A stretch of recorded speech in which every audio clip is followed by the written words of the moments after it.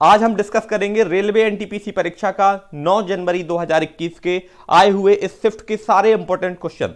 तो आपका समय मैं कम से कम लिए हुए आपको ले चलता हूं क्वेश्चंस पर। सबसे पहला क्वेश्चन, 2019 का विश्व कप का फाइनल मैच किस मैदान में हुआ था? 2019 के विश्व कप का फाइनल मैच, तो आपको मैं बता दूं, ये लॉर्ड्स जो कि क्रिकेट ग्राउंड है, कहां पर है? एक लॉर्ड्स क्रिकेट ग्राउंड बेसिकली आपका इंग्लैंड में है। तो लॉर्ड्स क्रिकेट ग्राउंड पर ये विश्व कप का फाइनल मैच खेला गया था। क्वेश्चन नंबर 2 है, यहां पर तारे किस कारण टिमटिमाते हुए नजर आते हैं?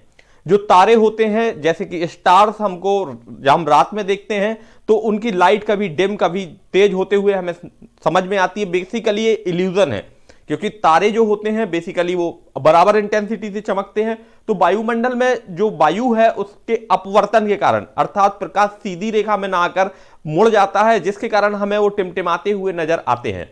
तो राइट आंसर हो जाएगा हमारा। क्वेश्चन नंबर 3 पर आते हैं, राइबोसोम किससे बनते हैं? तो राइबोसोम बेसिकली मैं बता दूं कि राइबोसोम जो कोशिकाओं में होते हैं उनको प्रोटीन की फैक्ट्री कहा जाता है। राइबोसोम ग्रेनुलर अर्थात कणों के जैसे होते हैं, और अगर इनके बारे में पूछा जाए कि होते कहां पर हैं, तो जो आपके एंडोप्लाज्मिक रेटिकुलम होता है, ईआर जिसको हम बोलते हैं, उस पर चिपके होते हैं। तो राइबोसोम को प्रोटीन की फैक्ट्री कहा जाता है, अर्थात प्रोटीन और आरएनए राइबोसोम से बनते हैं। आते क्वेश्चन नंबर 4 पर, डेंटिस्ट किस दर्पण का प्रयोग करते हैं? दोस्तों, जब कभी भी हमारे दांतों में कैविटीज हो जाती है, कोई इंफेक्शन हो जाता है, तो हम डेंटिस्ट के पास जाते हैं और डेंटिस्ट अवतल दर्पण का प्रयोग करके हमारे दांत के अंदर की कैविटी को चेक करते हैं। एक क्वेश्चन देखिए, कितने आसान क्वेश्चन पूछे गए हैं आरआरबी एनटीपीसी में। तो क्वेश्चन कुछ आसान है, कुछ कठिन है, इसलिए मैं आपको कहूंगा कि अपनी स्पीड मेंटेन रखें ताकि आप हर क्वेश्चन तक पहुंच पाएं। 2019 का गांधी शांति पुरस्कार, महात्मा गांधी जो शांति के स्वरूप माने जाते हैं, गांधी शांति पुरस्कार किसको मिला था? तो 2019 का पूछा गया है, 2019 का मिला था योहेई ससाकावा को। और क्वेश्चन नंबर 6 पर आते हैं, 2019 का नोबेल शांति पुरस्कार किसे मिला था? तो आपको मैं बता दूं कि जो शांति पुरस्कार है नोबेल का 2019 का, ये मिला था अबी अहमद साहब को। Abiy Ahmed was the winner of peace Nobel prize in 2019। आते क्वेश्चन नंबर 7 पर, 1857 का विद्रोह के समय गवर्नर जनरल कौन था? ये बहुत ही इंपॉर्टेंट क्वेश्चन है। 1857 के विद्रोह से क्वेश्चन जरूर पूछे जाते हैं। 1857 की जो क्रांति हुई थी उसके समय भारत के गवर्नर जनरल थे लॉर्ड कैनिंग। तो यहां पर राइट आंसर है हमारा लॉर्ड कैनिंग। क्वेश्चन नंबर 8 पर आते हैं, ताशकंद समझौते पर किसके हस्ताक्षर हुए थे?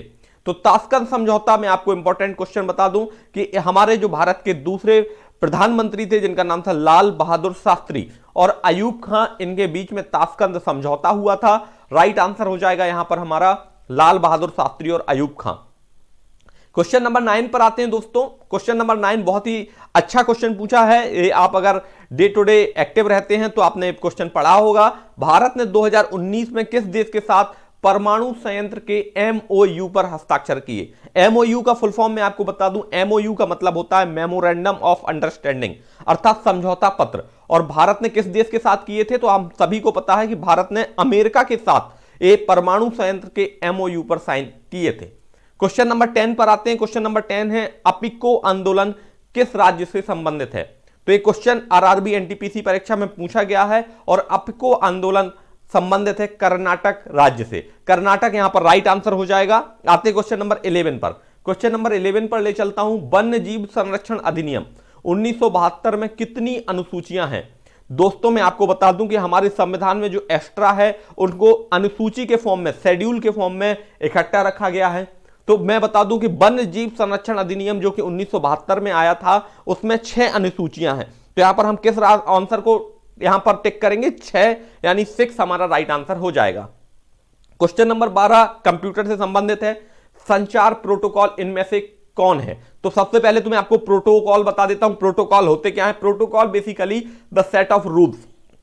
अब यहां पर HTTP जो कि संचार प्रोटोकॉल है, तो मैं HTTP का फुल फॉर्म आपको बता देता हूं, hyper text transfer protocol. HTTP का फुल फॉर्म क्या हो जाएगा? आप जब कभी भी इंटरनेट के माध्यम से कोई भी वेबसाइट खोलते हैं तो उस वेबसाइट में आप देखते होंगे HTTP प्रोटोकॉल का यूज होता है। ये बेसिकली हमें संचार प्रोटोकॉल से कनेक्ट करने के काम आता है। आते हैं क्वेश्चन नंबर 13 पर। क्वेश्चन नंबर 13 जो कि रेलवे भर्ती परीक्षा में पूछा गया, कंप्यूटर का माइंड किसे कहते हैं? मस्तिष्क जो है कंप्यूटर का होता है सेंट्रल प्रोसेसिंग यूनिट। जैसे हम कहते हैं सीपीयू। तो ये क्वेश्चन का राइट आंसर शायद सभी हम लोगों ने स्कूल लेवल में पढ़ा होता है, तो बहुत ही आसान क्वेश्चन पूछे गए हैं। क्वेश्चन नंबर 14 पर आते हैं। मणिपुर की राजधानी इंफाल है, तो नागालैंड की क्या होगी? अब बताइए। तो बहुत ही आसान क्वेश्चन है, नागालैंड की कोहिमा होगी। तो ये क्वेश्चन तो आपको विद इन 10 सेकंड में आप इनका आंसर दे सकते हैं। आते क्वेश्चन नंबर 15 पर। यूनेस्को का मुख्यालय कहां है? तो आपको मैं बता दूं, यूएन की संस्था जो कि साइंस और कल्चरल ऑर्गेनाइजेशन के लिए जानी जाती है, उसको कहते हैं यूनेस्को। और यूनेस्को का जो मुख्यालय है वो फ्रांस की राजधानी पेरिस में है। और यूएन के बारे में भी इंपॉर्टेंट फैक्ट जान लेते हैं। यूएन की स्थापना 1945 में हुई थी और यूएन के वर्तमान चीफ हैं एंटोनियो गुटेरेस। क्वेश्चन नंबर 16 पर आते हैं। ओपीसी का वर्तमान मुख्यालय कहां पर है? तो ओपीसी का मुख्यालय ऑस्ट्रिया शहर के वियना शहर में है। ऑस्ट्रिया देश के वियना शहर में है ओपीसी का मुख्यालय। आते क्वेश्चन नंबर 17 पर। मैं आपको जल्दी से सारे क्वेश्चन एक बार कंप्लीट कराना चाहता हूं। GST good and service tax की सिफारिश किसने की थी? तो एक की थी केलकर समिति ने। केलकर समिति जो कि मैं आपको बता दूं 1 जुलाई 2017 से जीएसटी लागू हो गया था और केलकर समिति ने इसकी सिफारिश की थी। आते क्वेश्चन नंबर 18। आयुष्मान भारत योजना कब से शुरू हुई थी? आयुष्मान भारत योजना मोदी जी की बहुत ही गरिमामय योजना है, बहुत ही महत्वाकांक्षी योजना है, जिसमें वो सभी को मेडिसिन और सबको आयुष्मान अर्थात रोगों से मुक्त होने के लिए ये मुहिम चलाई जा रही है। तो 23 सितंबर 2018 को मोदी जी के द्वारा, हमारे देश के प्रधानमंत्री मोदी जी के द्वारा 23 सितंबर 2018 को आयुष्मान भारत योजना की शुरुआत की गई। आते हैं क्वेश्चन नंबर 19 पर। 45वां G7 सम्मेलन कहां हुआ था? तो G7 सम्मेलन जो कि 45वां था, ये हुआ था फ्रांस में। आपको G7 बेसिकली एक शिखर सम्मेलन था और फ्रांस में इसका 45वां संस्करण हुआ।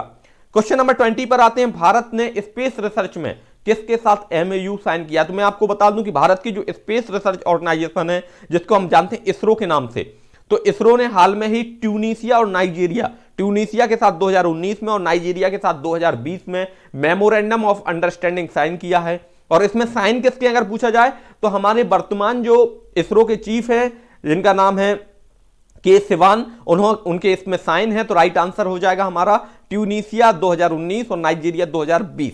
तो ये थे हमारे क्वेश्चन इंपॉर्टेंट। क्वेश्चन नंबर 21 पर आते हैं।